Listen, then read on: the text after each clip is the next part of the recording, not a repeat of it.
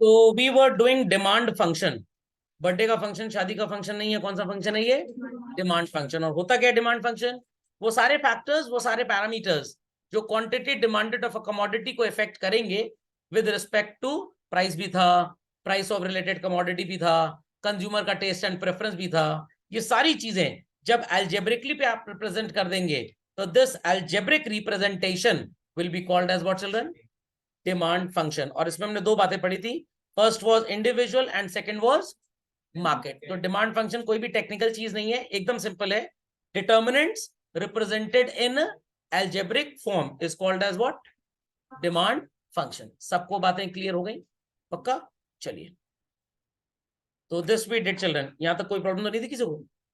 चलो नेक्स्ट क्या स्टार्ट करना था हमको? Law of demand. ये भी स्टार्ट कर चुके थे शायद। तो अदर थिंग्स रिमेनिंग कांस्टेंट का मतलब सबको क्लियर है? तो when I am into class, मैं दो बातों पे ध्यान देता हूं, what I am teaching and to whom I am teaching. मेरे से कोई मतलब नहीं है कि कोई घर से खाना खा के आया है कि नहीं आया, कोई घर से मार खा के आया है कि नहीं आया है। समझ में आ गया? बट जो पढ़ा रहे हैं वो समझ में आना चाहिए, और जो पढ़ रहा है उसको समझ में आना चाहिए। Same is the case here as well. Law of demand का मतलब क्या होता है? मार्केट में कंज्यूमर्स को आपने देखा एंड आपने नोटिस किया कि जब भी किसी चीज का प्राइस बढ़ता है, what is the general mentality of the public? To buy less और to buy more? To buy less. और जब प्राइस गिर जाता है तो टू बाय मोर। क्या बच्चों ऐसा हर जगह हर चीज पे अवेलेबल होगा? नो, ये एक जनरल फिनोमेना है। इसीलिए मार्शल साहब ने क्या बोला? Other things remaining constant. इसका क्या मतलब है, ध्यान से सुनिएगा। अगर मार्केट में चीजें महंगी हो रही हैं बच्चों, पर आपकी कमाई बहुत भयंकर बढ़ती जा रही है, क्या तब भी आप कम खरीदेंगे? नो, तब आप ज्यादा खरीद सकते हैं। मार्केट में आप जो चीज खरीदने गए उसका टेस्ट एंड प्रेफरेंस आपके दिमाग में बहुत फेवरेबल है, क्या तब भी आप उसको कम खरीदेंगे? नो, प्राइस बढ़ेगा बट आपके लिए बहुत फेवरेबल है, आपको बहुत अच्छा लगता है, तब भी आप उसको ज्यादा खरीदेंगे। मार्केट में इसका जो सब्स्टिट्यूट गुड है, फॉर एग्जाम्पल आप पेप्सी खरीदने गए, पेप्सी का दाम बढ़ा है, तो जनरल मेंटालिटी क्या होगी? People will buy more, less of Pepsi. Less of Pepsi क्यों खरीदेंगे? क्योंकि पेप्सी महंगी है। आप सोचेंगे चलो कोक खरीद लें, तो Coke is the substitute of Pepsi, ये तो और ही ज्यादा महंगी है। आप क्या करेंगे? बढ़ी हुई प्राइस पे पेप्सी ही खरीद लेंगे। People understood? कंट्री में पॉपुलेशन बहुत ज्यादा बढ़ गई, तो अगर पॉपुलेशन बहुत ज्यादा बढ़ गई तो चीजों की डिमांड ज्यादा होगी कि कम होगी? इररिस्पेक्टिव प्राइस कितना भी बढ़े, डिमांड तो बढ़ेगी बढ़ेगी। तो अदर थिंग्स रिमेनिंग कांस्टेंट का मतलब ये है that when price of anything increases in the market, consumer has the mentality to buy less, and when the price of anything decreases in the market, consumer has the mentality to buy more. उसकी income, taste and preference, substitute goods का price, population, इन सब बातों से मतलब नहीं है। तो अगर मैं आपसे दो बातें करूं, बच्चों आपके पापा की इनकम बढ़ गई, यू विल बाय मोर और लेस, आप बोलेंगे सर डेफिनेटली। तो यहां पे ये लॉ ऑफ डिमांड नहीं होगा। प्राइस गिरने की वजह से जब आप ज्यादा खरीदेंगे, that concept in economics is known as what? Law of demand. समझ में आई बात कि नहीं? तो एक बहुत पुराना मैक्सिम है मेरा, मैं उसको फिर से रिपीट करूंगा आज। दादाजी की वाइफ को क्या बोलते हैं हम लोग? दादी जी। नाना जी की वाइफ को नानी जी। मौसा जी की वाइफ को मामा जी की वाइफ को मामी जी। चाचा जी की वाइफ को चाची जी। क्या पापा जी की वाइफ को पापी जी बोलेंगे? समझ में आ गई बात ना? शब्दार्थ और भावार्थ का डिफरेंस। खोपड़े में बात गई कि नहीं गई? पक्का? तो कॉन्सेप्ट समझना है। तो law of demand is that phenomena where change in price has the effect on quantity. What effect? Price बढ़ेगा तो वील बाय लेस, और प्राइस घटेगा तो वील बाय मोर। बट इनकी वजह से if we are buying less और more, sorry to से, ये लॉ ऑफ डिमांड नहीं होगा। तो जब अल्फ्रेड मार्शल जी ने लॉ ऑफ डिमांड का कॉन्सेप्ट दुनिया को दिया, तो उन्होंने पहले ही बोल दिया मेरे को सिर्फ और सिर्फ किन दो बातों से मतलब है जब मैं लॉ ऑफ डिमांड का प्रिंसिपल दुनिया को दे रहा हूं? The price of that thing and the quantity of that thing. Price के चेंज होने से क्वांटिटी में अगर चेंज है, फिनोमेना क्या बोला जाएगा? Law of demand. इनकम बढ़ गई, you are buying more, income घट गई, you are buying less. Taste favourable है दलिये का, दादाजी ज्यादा खाएंगे। बर्गर का टेस्ट फेवरेबल है, आप ज्यादा ठूसेंगे। पिज्जा आपको बेकार लगता है, कम खाएंगे। छोला भटूरा और बेकार लगता है, और कम खाएंगे। सड़े तेल का समोसा, नाली के पानी से बनी चटनी बड़ी अच्छी लगती है, ज्यादा खाएंगे। बट ये सब बातें लॉ ऑफ डिमांड नहीं है। कोक महंगी हो गई, लोग किसको ज्यादा खरीदेंगे? पेप्सी को। पेप्सी महंगी हो गई तो लोग किसको खरीदेंगे? सॉरी, ये भी लॉ ऑफ डिमांड नहीं है। पॉपुलेशन बढ़ गई कंट्री में, demand will increase. Russia Ukraine में लोग मर रहे हैं, डिमांड गिर रही है उनकी कंट्री में, क्योंकि पॉपुलेशन कम हो रहा है। बट इन बातों का इफेक्ट जब क्वांटिटी में जाता है चिल्ड्रन, आप उसे क्या नहीं बोलते? Law of demand. तो लॉ ऑफ डिमांड जैसा कॉन्सेप्ट बस तभी काम आएगा when we have a correlation of price and quantity. समझ में आ गया? आपकी इनकम बढ़ गई, आपने अपने टीचर को एक मर्सिडीज गाड़ी गिफ्ट कर दी, मर्सिडीज गाड़ी की डिमांड बढ़ गई, ये लॉ ऑफ डिमांड नहीं है। आपको राजू हलवाई का छोला भटूरा बहुत अच्छा लगता है, आपने इसलिए ज्यादा खाना स्टार्ट कर दिया, ये लॉ ऑफ डिमांड नहीं है। मुन्ना समोसा सेंटर के समोसे सस्ते हैं और चुन्ना समोसा सेंटर के समोसे महंगे हैं, तो आप मुन्ना से खरीदेंगे, चुन्ना से नहीं खरीदेंगे। This is not law of demand. Population country में बढ़ गई तो लोग ज्यादा चीजें खरीदेंगे, this is not law of demand. कब होगा लॉ ऑफ डिमांड? प्राइस के बढ़ने से क्वांटिटी कम और प्राइस के घटने से क्वांटिटी ज्यादा। कोविड के टाइम पे मेडिसिन की डिमांड बढ़ गई थी, ये लॉ ऑफ डिमांड नहीं होता। बट दवाई सस्ती हो तब लोग ज्यादा खरीदें, that is law of demand. तो अदर थिंग्स रिमेनिंग कांस्टेंट का मतलब ये चीजें इग्नोर की जाएंगी। व्हाट? इग्नोर। तो अदर थिंग्स रिमेनिंग कांस्टेंट आप बोले अंग्रेजी में, लैटिन भाषा में बोले सेट्रिस पैरिबस। बस समझ में आ गया सर, आगे चलिए। सेट्रिस पैरिबस बोले या इग्नोरिंग दीज फैक्टर्स बोले, मतलब तीनों का एक ही होगा। समझे कि नहीं समझे? पक्का? कंफर्म? तो कुछ लोग क्लास में आए और देखे पानी बढ़िया है कि नहीं, एसी की हवा ठंडी आ रही कि नहीं आ रही है। सेट्रिस पैराबिस, पढ़ाई लिखाई से कोई मतलब नहीं है, मतलब एसी की हवा से है। लॉजिक समझ में आ गया? एसी की हवा आएगी तो पढ़ाई कम समझ में आएगी, एसी की हवा कम आएगी तो पढ़ाई। सर ये लॉ ऑफ डिमांड है। तो people understood what is law of demand? पक्का? तो जब अमेजोन में चीजें सस्ती बिकती हैं, we happen to buy more, महंगी होती है तो we happen to buy less. But दोस्त ने एक कूपन दे दिया हमको अपने पापा के पर्स से चुरा के अमेजोन का, तब हमने ज्यादा खरीदा, this is not law of demand. तो ये शब्द समझ में आ गया सबको? पक्का? Confirm? Clearly understood? So if price of a commodity falls, its demand will rise, and if price of a commodity rises, its demand will fall. ये रिश्ता क्या कहलाता है? Inverse relationship. समझ में आ गया? पक्का? तो एक बच्चे से मैंने पूछा भाई H2SO4 और HNO3 नाइट्रिक एसिड और सल्फ्यूरिक एसिड मिला देंगे क्या बनेगा? सर नाइट्रो सल्फ्यूरिक एसिड बन जाएगा। नंबर कितने आए मैथ्स में? सर मैथ्स का तो नहीं बताएंगे। साइंस में सर 99 मार्क्स आए। बट बैल बुद्धि को समझ में आता ही नहीं कौन सा केमिकल किस में मिलेगा, तो उसने क्या अप्लाई किया अपने जीवन में? Other things remaining constant, ignore the things. Teacher पढ़ा रहा है कोई मतलब नहीं, हम नकल के भरोसे रहेंगे बस। समझ में आई बात की नहीं? तो मेरे एक तो जानने वाले दोस्त यार हैं, डॉक्टर के पास चले गए, इलाज नहीं हुआ। मैंने किस बेकार डॉक्टर के पास चले गए? वो सब वही डॉक्टर हैं जो नकल मार के नंबर पाए और डॉक्टर बन गए हैं, उनके पास अकल नहीं है। तो do it is rightly said, does it is rightly said your number reflects your capability? बिल्कुल नहीं, बिल्कुल नहीं। मैंने 33 नंबर वालों को भी आईएएस बनते हुए देखा है और 95 नंबर वालों को भी एसी के साथ पंखा चलाते हुए देखा है। समझ में आ गया? तो आपके नंबर कभी भी आपका एप्टीट्यूड रिफ्लेक्ट नहीं करेंगे। सब्जी मंडी में बैठा हुआ सब्जी वाला बेच सब्जी रहा है, बेच सब्जी रहा है, बट उसकी मैथ्स हमारे 10वीं क्लास के बच्चों से बहुत तेज है, क्योंकि वो पढ़ा हुआ है। कैसे पढ़ा है? वो जीवन में पढ़ाई की, आपने इनफॉर्मल लर्निंग की है। तो ये इनफॉर्मल लर्निंग जरूर याद रखिएगा, कभी भी कंफ्यूज नहीं होना आपको। तो अदर थिंग्स रिमेनिंग कांस्टेंट बच्चे रट लेते हैं, 90% बच्चा इसका मीनिंग ही नहीं जानता, बस डेफिनेशन रट के आता, बैल बुद्धि को नंबर मिल जाते हैं एग्जाम में।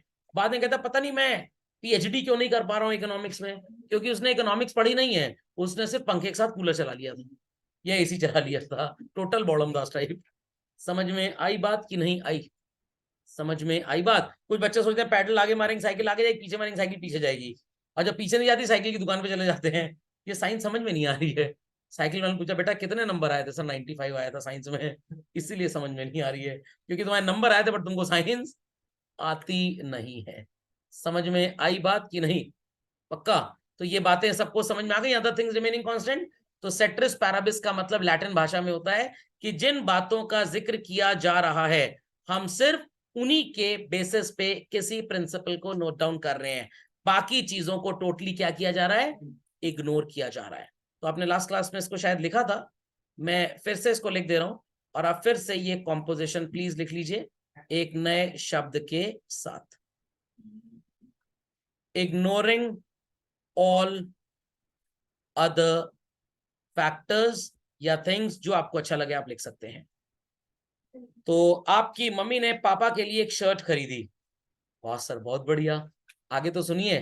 तब जब वो सस्ती हो गई मार्केट में, जब तक महंगी थी तब तक नहीं खरीद रही थी वो।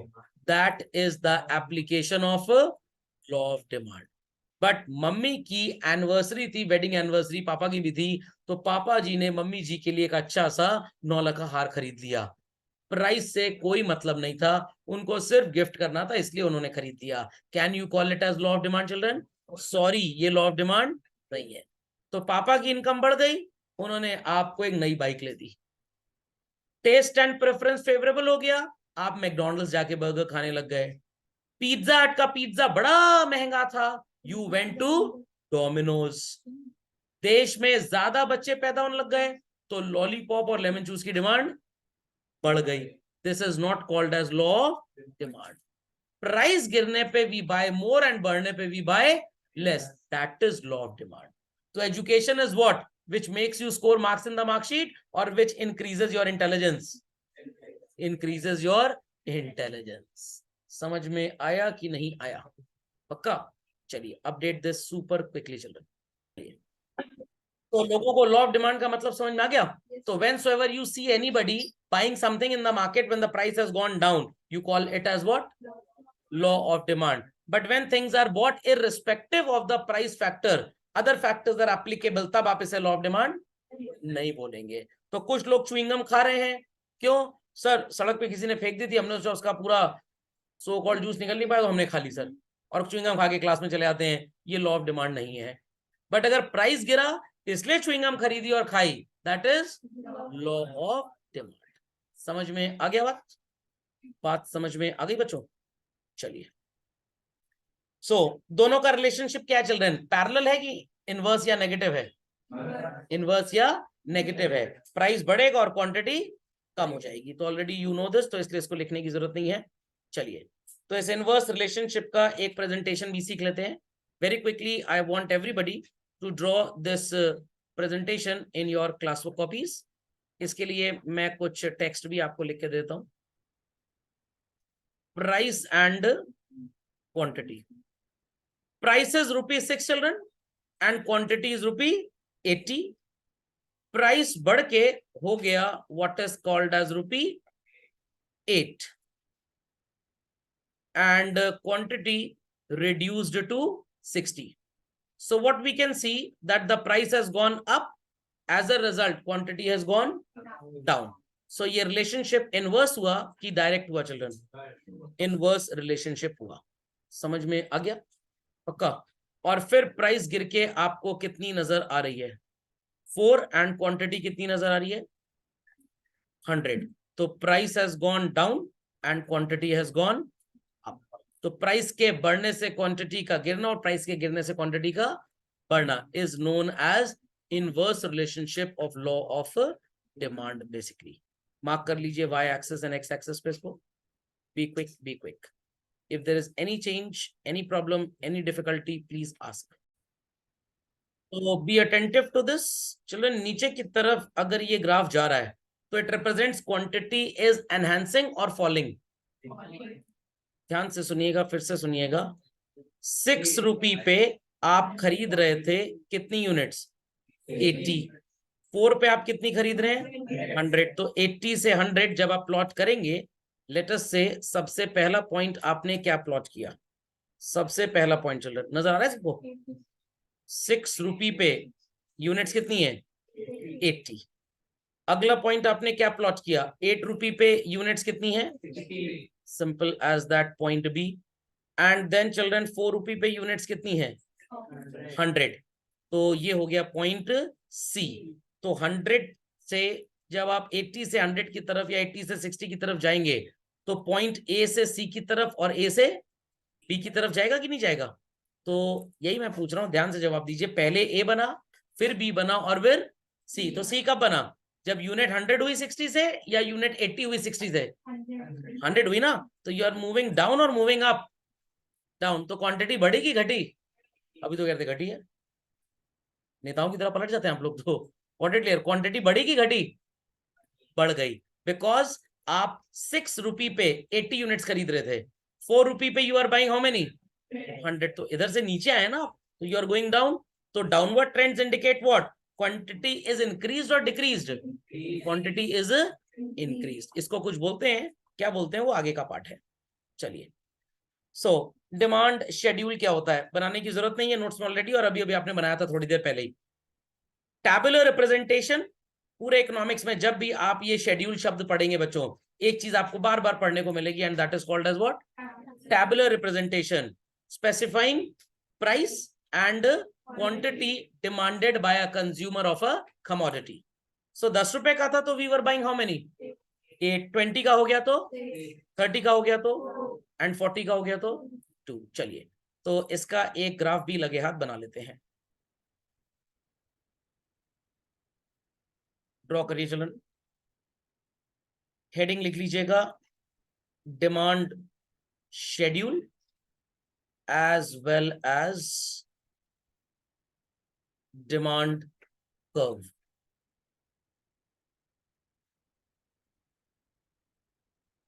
वाई एक्सेस पे आप प्लॉट करेंगे बच्चों प्राइस, एंड एक्स एक्सेस पे प्लॉट करेंगे व्हाट, क्वांटिटी। ये इकोनॉमिक्स का जनरल लॉजिक है। The monetary element will always be plotted on the Y axes. यहां पे price is the monetary element, इसीलिए इनकम के लिए आप लेटर वाई यूज करते हैं। Be quick, be quick. Table already sheet में बना हुआ है, आप चाहें तो फिर से कॉपी में बना लीजिए, अच्छा लगेगा आपको। 1 सेंटीमीटर के गैप पे चिल्ड्रन हम प्राइस प्लॉट करेंगे वाई एक्सेस पे, एंड 1 सेंटीमीटर के गैप पे we'll plot quantity on the X axes. So quantity 2 के मल्टीपल्स में है, तो इट इज 2, 4, 6, 8, 10 एंड 12। प्राइस भी चिल्ड्रन 1 सेंटीमीटर के गैप पे 10, 20, 30, 40, 50 एंड 60। आई होप सो लोग 10th क्लास पास करके आए तो ग्राफ वगैरह बनाने आते हैं सबको। स्टार्ट्स में चीजें सिखाई जाएंगी आपको, बट स्टार्टिंग के 3-4 चैप्टर्स वही हैं जो आपने 9-10 में पढ़े थे। 10 रुपी पे बच्चों what is the quantity, 8, very good. 20 रुपी पे व्हाट इज द क्वांटिटी, 6। दिमाग की बत्ती जलाइए मेंटोस खाए बगैर। आई एम मूविंग बैकवर्ड्स और डाउनवर्ड्स, मैं नीचे जा रहा हूं कि ऊपर जा रहा हूं। सर अपवर्ड क्यों नहीं बोल रहे आप, अपवर्ड तब होता जब मैं ऐसे चलता, बट मैं ऐसे नहीं जा रहा हूं, मैं ऐसे जा रहा हूं। व्हाट इट, 30 रुपी पे कितना है, 4। एंड चिल्ड्रन 40 रुपी पे कितना है, 2। सारे पॉइंट्स को आप ज्वाइन कर देंगे।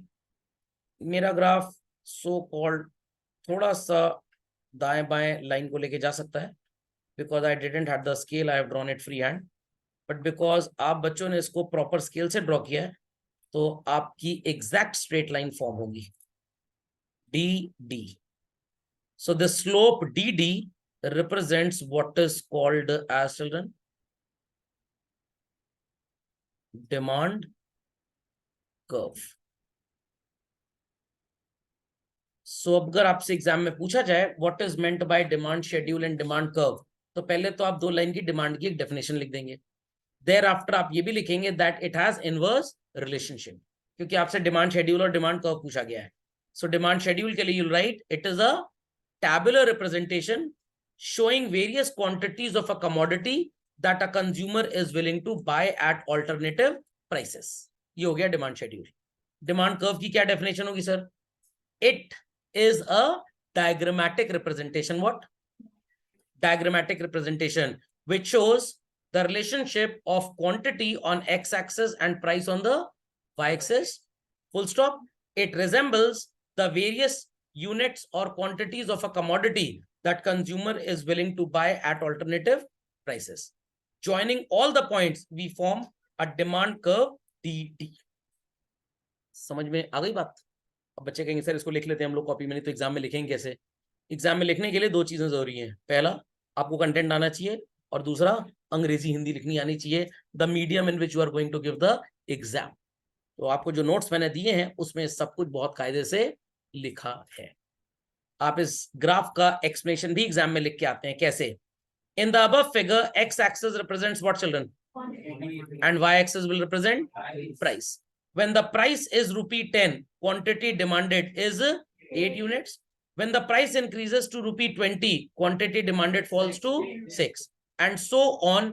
At last, when the price increases to 40 rupees, या ₹40, quantity demanded reduces to 2.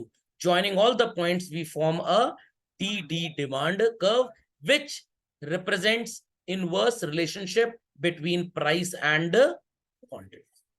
समझे बात को? पक्का? चलिए अपडेट क्विकली चिल्ड्रन। तो लोगों ने बना लिया डिमांड कर्व, सबको डिमांड शेड्यूल समझ में आ गया? चलिए लेट्स मूव फर्दर चिल्ड्रन।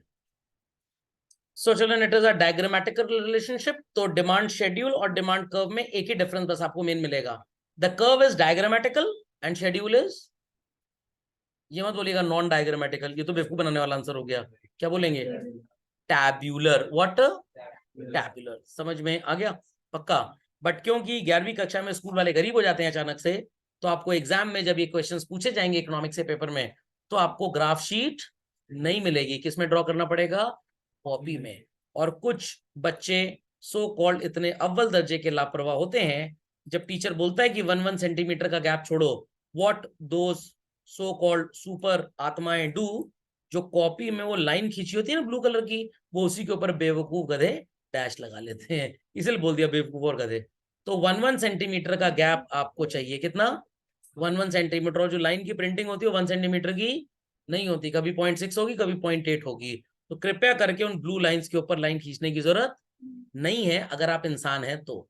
जानवर हैं तो I have no so called talent to teach animals. समझ में आ गई बात? अद्वै जी समझ में आ गई बात? चलिए let's move further. So people understood this? People understood this? चलिए अब इसके भी बच्चों दो टाइप्स हैं। सर कैसे दो टाइप्स हैं? आपने स्टार्टिंग में जब डिमांड फंक्शन पढ़ा था तो दो तरह का डिमांड फंक्शन पढ़ा था। Can people name that? Very good. एक इंडिविजुअल था और एक मार्केट था। इंडिविजुअल में सिर्फ वो फैक्टर्स हमने लिखे थे जो एक इंसान को पर्टिकुलरली इफेक्ट करेंगे, और मार्केट में आपने 2 पॉइंट्स और एक्स्ट्रा भी लिखे थे, होते और भी ढेर सारे हैं। नोट्स में आपको 8-8, 9-9 पॉइंट मिलेंगे, यहाँ पे तो 4 हैं बस, हम उसको भी डिस्कस करेंगे, नॉट टू वरी। तो ये जो आपने मार्केट डिमांड फंक्शन लिखा था, it had some extra points, तो वो ढेर सारे लोगों को इफेक्ट कर सकते हैं बट इंडिविजुअली इफेक्ट नहीं करेंगे। So like we have studied two type of demand functions, we have two type of demand schedule and two type of demand curve. कैसा सर? इंडिविजुअल डिमांड शेड्यूल होगा as well as market demand schedule, individual demand curve होगा as well as market demand curve. तो sir अभी जो हमने पहले बनाया था वो कौन सा था? That was individual. मार्केट में कंज्यूमर एक होगा या ढेर सारे होंगे? ढेर सारे होंगे। तो ढेर सारे में कॉन्सेप्ट कैसे अप्लाई होगा, just letting you know, not to worry at all. तो सबको डिमांड शेड्यूल और डिमांड कर्व का रिलेशनशिप समझ में आ गया? पक्का? सो सबसे पहले आपको जो प्राइस नजर आ रहा था that was the cheapest and last वाला was the most expensive, and quantity पहले सबसे ज्यादा थी और बाद में सबसे कम हो गई। This reflects which type of behaviour? Inverse relationship. Price बढ़ेगा तो वील बाय लेस, और प्राइस घटेगा तो वील बाय, और दोनों टाइप्स भी क्लियर हो गए लोगों को? चलिए, तो दोनों टाइप्स की कहानी थोड़ी देर बाद में आएगी, बट मैं इसको सोच रहा हूं कि आपको पहले पढ़ा दूं। तो प्लीज अपनी कॉपी में कंटेंट लिखिए जो मैं लिख रहा हूं children. Write down types of demand schedule and demand curve. और थोड़ा सा कॉम्पोजिशन हमें पागल भी बनाता है, बोलते हैं डिमांड कर्व और होता है एकदम स्लोप लाइन। ठीक, चलिए लिखिए बच्चों, price quantity demanded by consumer A, quantity demanded by consumer B, quantity demanded by consumer C, and finally we have what is called as quantity demanded in the market.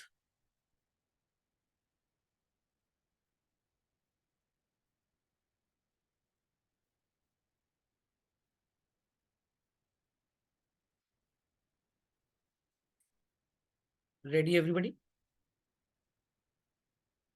Price में लिख दीजिए 1 2 3 4 5. Quantity में people can write 5, sorry 20, 15, 10, 5 and you can say 1. Then B में आप लिख देंगे 10, 8, 6, 4 and 2. C में आप लिख सकते हैं 5, 4, 3, 2 and 1. तीनों में आपको एक सिमिलर फंक्शन नजर आ रहा होगा। एज द प्राइस इज ₹1, तीनों में कंपैरेटिवली क्वांटिटी डिमांडेड हाईएस्ट है, और 5 रुपये में तीनों में क्वांटिटी डिमांडेड लोएस्ट है। तो ये तो इनवर्स रिलेशनशिप हो गया। अभी सिंगुलर लिखा था, प्लूरल लिखेंगे। What is 20 + 10 + 5 children? 35. 15 + 8 + 4. 15 + 8 + 4 is what? 27. 95 वाले बच्चे चुप बैठे हुए हैं। 10 + 6 + 3 19. 5 + 4 + 2 11, and 1 + 2 + 1 4. So when we compare quantity demanded by A with price, quantity demanded by B with price, quantity demanded by C with price, we call it as a individual demand schedule. What? Demand schedule. But जब आप इस total को price के साथ compare करेंगे children, तब क्या बोला जाएगा? Market demand schedule. सबको समझ में आया? तो मैं थोड़ा सा इसको शेड अप कर देता हूं। चलिए, so this with this is called as children market demand schedule. And children, if we compare price with this, we call it as what? Individual demand schedule.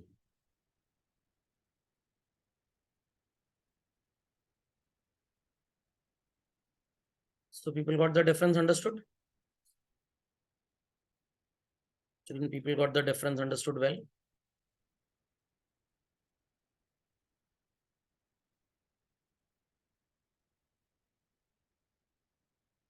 अब मेले में जाएंगे घूमने। एक्स एक्सेस पे क्वांटिटी एंड वाई एक्सेस पे क्या plot करेंगे चलन? प्राइस। 1 सेंटीमीटर का गैप लेना है। जो कॉपी में ब्लू लाइन छपी है, हाँ क्या हुआ? वाई में प्राइस और एक्स में क्वांटिटी, ये तो बोला है। ब्लू लाइन जो छपी है कृपया करके उसके ऊपर प्लॉट मत करिएगा, 1 सेंटीमीटर का प्रॉपर गैप लीजिएगा। तो it's 1 2 3 4 5 and 6.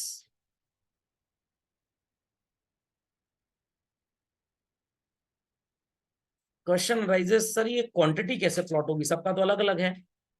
In my opinion हम 4 के मल्टीपल्स में इसे प्लॉट कर लें कि 5 के मल्टीपल्स में प्लॉट कर लें? चलिए 5 के मल्टीपल्स में प्लॉट करते हैं 1 सेंटीमीटर के गैप के साथ।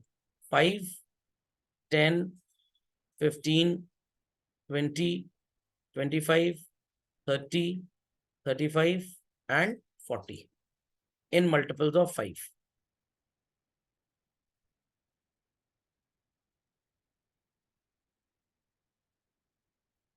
सबसे पहले हम लोएस्ट रीडिंग से स्टार्ट करते हैं फॉर मिस्टर सी, फिर प्लॉट करेंगे मिस्टर बी का, और फिर प्लॉट करेंगे मिस्टर ए का। क्विकली डू इट, इतना काम कर लीजिए। चलिए, तो let's plot for mister C. 1 rupee पे what is the quantity, children? 1 rupee पे what is the quantity? 5. तो यहाँ पे मार्क कर देते हैं. 2 rupee पे what is the quantity? 4. 2 पे 4 है ना? मिस्टर सी के लिए कर रहे हैं ना. 1 पे कितना है? 5. 2 पे कितना है? 4. तो 4 बहुत ही बगल में प्लॉट होगा. 3 पे कितना है चिल्ड्रन? 3. एकदम चिपटता जा रहा है सर. तो 2 और 4 पे कितना है? 2 और 5 पे कितना है? 1. ये एकदम साइड से निकल लिया.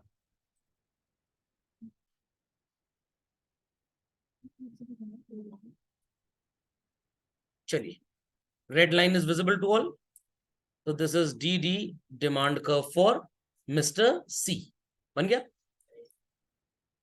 अब प्लॉट करेंगे फॉर मिस्टर बी, और इसके लिए हम ब्लू इंक यूज कर लेते हैं. 1 पे कितना है चिल्ड्रन? 10. 2 पे कितना है? 8. Somewhere at the mid point, क्योंकि 5 to 10 का मिड पॉइंट 7.5 होगा, तो 8 उसके आसपास होगा. और 3 पे कितना है चिल्ड्रन? 6. 5 से थोड़ा सा ही आगे. 4 पे कितना है चिल्ड्रन? 4 थोड़ा सा पीछे. और 5 पे कितना है? 2. Somewhere here.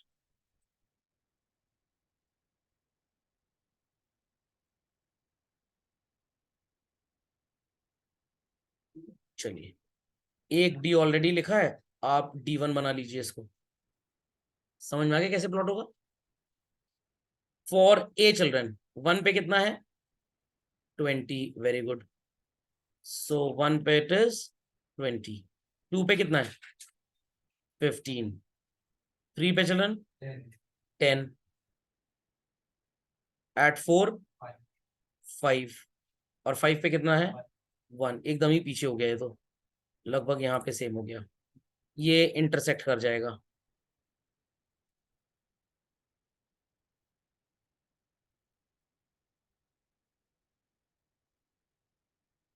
सो समझ में आ गया. Red one reflects for C, the blue one reflects for B, और ये ग्रीन वाला किसके लिए है? ए के लिए. अब क्या प्लॉट करेंगे आप? मार्केट. 1 पे कितना है चिल्ड्रन? 35. 2 पे कितना है? 27. लगभग बीच में आएगा 25 और 30 के. 3 पे कितना है चिल्ड्रन? 19. 20 से बस थोड़ा सा पहले. और 4 पे कितना है बच्चों? 11. 10 से थोड़ा सा आगे. और 5 पे कितना है चिल्ड्रन? 4.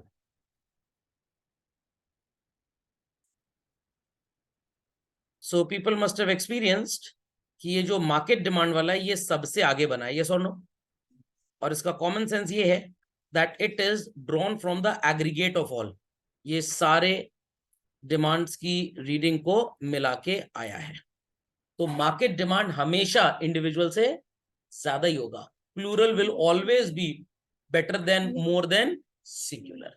तो कभी भी एग्जाम में अगर आपको पूछा जाए explain with the help of an illustrative example the concept of individual demand schedule curve and market demand schedule with curve, तो आप इसी को ड्रॉ करेंगे और फिर इसी को आप एक्सप्लेन करेंगे. Explanation is there in the notes. और एक्सप्लेन करना इकोनॉमिक्स में कोई बहुत बड़ी रॉकेट साइंस नहीं है.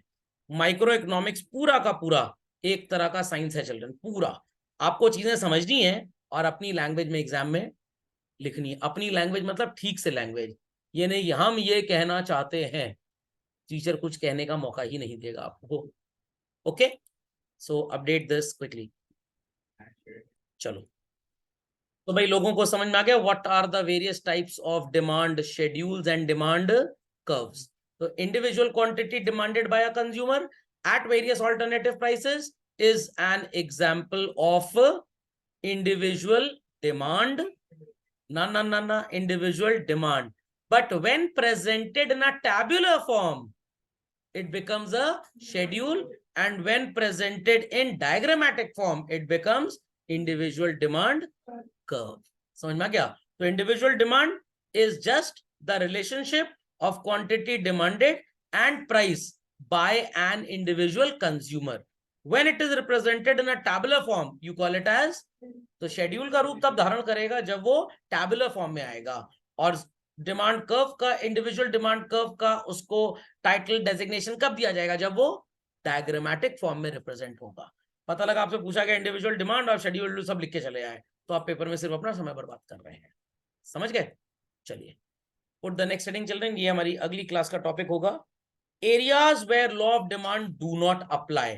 सर कहने का मतलब है law of demand says what, price increase होगा तो क्वांटिटी क्या होगी चिल्ड्रन? डिक्रीज। और प्राइस डिक्रीज होगा तो क्वांटिटी क्या होगी? Increase. There are various ways and means जब ये कॉन्सेप्ट अप्लाई नहीं होगा। सर कैसे? बहुत ढेर सारे रीजंस हैं, मैं आपको रीजंस बता जरूर देता हूं, बट समझेंगे इसको अगली क्लास में। आपको दादी माँ के लिए दवाई खरीदनी है और दवाई बहुत महंगी है। What you will say to your दादी माँ? दादी माँ दवाई कम खाओ, दवाई महंगी हो गई है, लॉ ऑफ डिमांड बुरा मान जाएगी, दवाई कम खाओ कम खाओ। दादी माँ की टैबलेट 5 रुपए की थी, वो एक टैबलेट खाती थी, टैबलेट 1 रुपए की हो गई, दादी माँ तुम्हें 5 खानी है। क्यों 5 खानी है बेटा? अरे सस्ती हो गई है ना, तो ज्यादा खाओ, नहीं तो लॉ ऑफ डिमांड बुरा मान जाएगा। Is it so children? In case जब आपके प्राइस में चेंज आता है तो आप क्वांटिटी को ज्यादा और कम खरीदते हैं, बट अगर मेडिसिन जैसी क्वांटिटी हो तब क्या आप ये काम करेंगे? बिल्कुल भी नहीं। तो नेसेसिटीज की डिमांड सेम रहती है, चाहे प्राइस बढ़े चाहे घटे। तो नेसेसिटीज पे लॉ ऑफ डिमांड अप्लाई नहीं होता। समझ में क्या? हमें लग रहा है कि आने वाले टाइम में पड़ोस में एक बिल्डिंग बिक रही है, वो बहुत महंगी हो जाएगी, प्राइस बढ़ेगा उसका, तो विल बाय इट टुडे और we won't buy it today, will buy today. तो प्राइस बढ़ने का फ्यूचर एक्सपेक्टेशन है, बट हम बिल्डिंग खरीद रहे हैं, और लॉ ऑफ डिमांड क्या बोलता है? प्राइस बढ़ेगा तो आप कम खरीदेंगे, बट यहां पे हम क्या करें? हम खरीद रहे हैं। आपको लग रहा है कि रिलायंस इंडस्ट्रीज का शेयर का प्राइस बढ़ने वाला है, 3 दिन बाद वो 10 रुपए बढ़ जाएगा, तो you will buy it today और in future buy today. But law of demand क्या बोलता है? जब प्राइस बढ़ने की उम्मीद हो तो वी शुड बाय लेस। क्या हम ऐसा काम कर रहे हैं? नहीं कर रहे। वेबलेन इफेक्ट, ये क्या होता है सर? पड़ोस के अंकल ने 55 इंच का एलईडी स्मार्ट टीवी खरीदा सैमसंग का, मम्मी जिद पे पड़ गई और पापा से कह रही है हमारे घर में तो सोनी का आएगा 65 इंच का। पापा कह रहे हैं भाग्यवंती बहुत महंगा है, महंगा हो चाहे सस्ता हो, आएगा तो आएगा। क्यों मम्मी ने ऐसी जिद पकड़ ली? मम्मी ने ऐसी जिद क्यों पकड़ ली? क्योंकि बगल वाले ने लिया है। देखा देखी इफेक्ट। कौन सा? इसको दुनिया में सबसे पहले प्रोफेसर वेबलिन ने लोगों के सामने डिस्कवर करके रखा कि मेनी अ टाइम्स हम चीजों को तब खरीदते हैं जब वो बहुत महंगी होती हैं, so that it reflects status symbol, social distinction.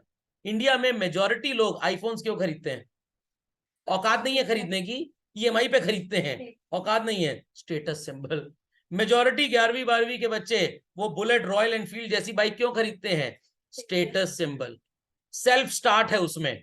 अभी अगर सेल्फ स्टार्ट खत्म हो जाएगा ना, ये छिमिरकी लड़के जितने भी हैं ये वापस स्प्लेंडर प्लस पे चले आएंगे, क्योंकि किक मारने की औकात नहीं है इनकी, इसीलिए गाड़ी में किक भी गायब हो गया थी, बेइज्जती ना हो। तो क्या 15-16 साल का बच्चा जिसका लाइसेंस ही बनना वैलिड नहीं है उसको गियर वाली गाड़ी चलानी चाहिए? नो। और महंगी वाली क्यों खरीदी पिताजी ने? मोहल्ले में थोड़ा सा कॉलर ऊंचा हो जाए। ये सब इकोनॉमिक्स में वेबलिन इफेक्ट है। कौन सा इफेक्ट? Veblen effect. समझ में आया कि नहीं आया? अक्षय तृतीया पे, धनतेरस पे गोल्ड की कोई जरूरत नहीं है, सिर्फ मोहल्ले की शर्मा आंटी को जलाने के लिए आपकी मम्मी ने 9 लाख का हार खरीद दिया। महंगा है तो स्टेटस सिंबल एलीट होगा, यूनिक होगा। कौन सा इफेक्ट बोलते हैं इसे? Veblen effect. What it clear? Emergency announce हो गया, फिर से कोविड आने वाला है, कर्फ्यू लगने वाला है, रशिया यूक्रेन की तरह इंडिया और बांग्लादेश के बीच में लड़ाई होने वाली है, तो हो सकता है दुकानें कल से बंद हो जाएं, सामान ना मिले, तो आनंद फानन में what we are going to do, market जाके झटपट जितना हो पाएगा उतना स्टोर कर लेंगे। शॉपकीपर भी मौके पे चौका लगाएगा, क्या करेगा? प्राइस बढ़ा देगा। तो वही नमक का पैकेट जो 40 रुपए का आता तो 70 का खरीद के लाए हैं, आलू जो 40 रुपए किलो है 400 रुपए किलो खरीद के लाए हैं, करेला जिसको कोई खाना नहीं चाहता है 40 रुपए का 250 ग्राम, वो 100 रुपए का 250 ग्राम मिल रहा है। Prices are going up, but तब भी हम खरीद रहे हैं। क्यों खरीद रहे हैं हम? इमरजेंसी हो गई है। इमरजेंसी मतलब वो ना समझना बहुत तेज इमरजेंसी लगी सर, आ रहे हैं टॉयलेटों की, थोड़ा वो वाली इमरजेंसी नहीं है यहाँ पे। गिफन गुड्स ये क्या होते हैं? इसके ऊपर आपको एक कहानी सुनाऊंगा अगली क्लास में। 3 कहानियां टोटल हैं, एक ओरिजिनल है, एक हिंदुस्तानी है, एक अमेरिकन है। तो अमेरिकन और ओरिजिनल वाली एक ही है बेसिकली, तो टोटल आपको 2 कहानियां सुनाई जाएंगी। ओरिजिनल कहानी काफी बुक से गायब हो चुकी है।